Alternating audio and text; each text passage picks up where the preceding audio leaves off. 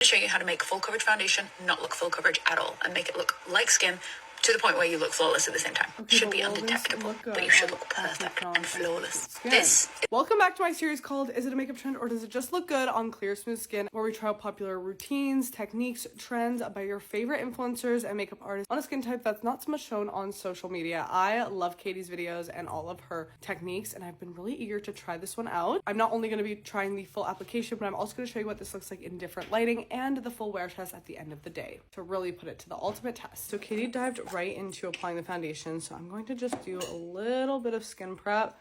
You guys know I love these radiance pads from First Aid Beauty just because they do a little bit of exfoliation, especially since I'm on a razzler right now. I never want like my skin peeling to really impact my makeup too much. Then I'm just gonna go in with some sunscreen, of course, because I'm wearing this out during the day. This is the Tower 28 one. I really have been liking this one, especially because it doesn't break me out. And no, it's not a tinted sunscreen. The sunscreen itself has like a color to it, but it doesn't actually apply any pigment onto the skin. All right, now Katie went in with a full coverage foundation. Use the Fenty one. I do have that one at home, but since I'm living abroad right now, I'm going to use this one I have on hand, which is the Anastasia Impeccable Blurring Second Skin Matte Foundation.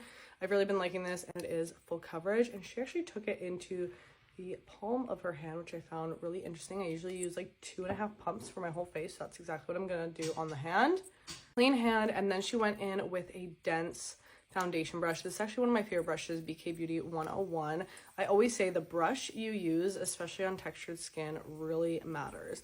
Then she went in and coated the entire brush until basically all the foundation was kind of picked up from the hand really onto the brush. Let's start on one side of the face, and we're just going to stipple this on.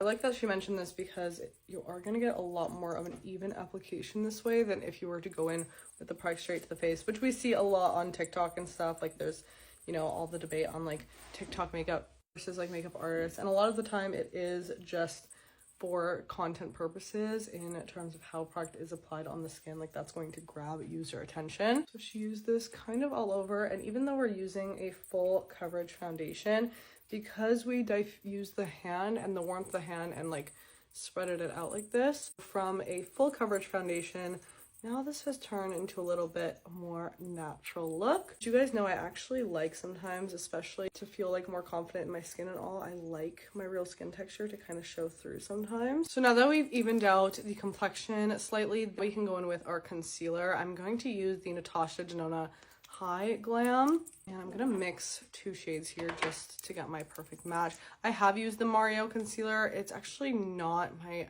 absolute favorite with how it sits on my skin, and I don't have it with me. I've really been liking this one from Natasha. Basically a smaller dense brush. This is one of my favorites. It's from Doll 10. It's their airbrush concealer brush, and patting this all in, and she uses this wherever she wants that extra coverage. So I'm going to take this all over my lid. Also take that concealer anywhere we want extra coverage. I'm going in with the bulk of the product where you want that coverage, like under the eyes or on any spots, and not taking it directly to areas where you're more susceptible to creasing, like the eyes, so using that excess product in those areas. Such an interesting tip. She takes a little bit of the excess onto the ears, kind of neutralize that if you want to wear your hair back. I've actually never done this, but that actually worked quite well. I absolutely love what she mentioned about letting some of the natural skin peek through. I always say that in my videos too. I think it makes the makeup look really nice on the skin. Then her powdering technique actually really intrigued me. She takes a pressed powder. I'm using the Bare Minerals one. She takes more of a flat, like almost foundation brush. She looks at where there's shine, and then that's where she goes in. So I'm going to take a little bit of this Kosas baked powder because I just like to use this to brighten, but again, a pressing motion rather than swiping. So here is the finished look.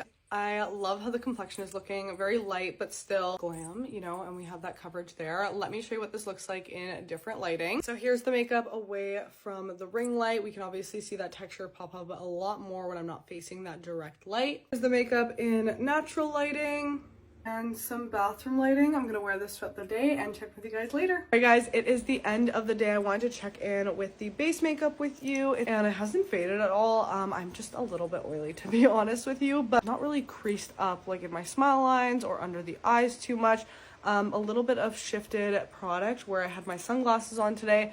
Honestly, I would just add a bit more powder to this look personally, just because I get a little more oily. So instead of a pressed powder, I'd maybe layer in a loose powder with a powder puff and then my pressed powder to really lock it in. But I loved this technique of using the palm of the hand to really distribute the product well.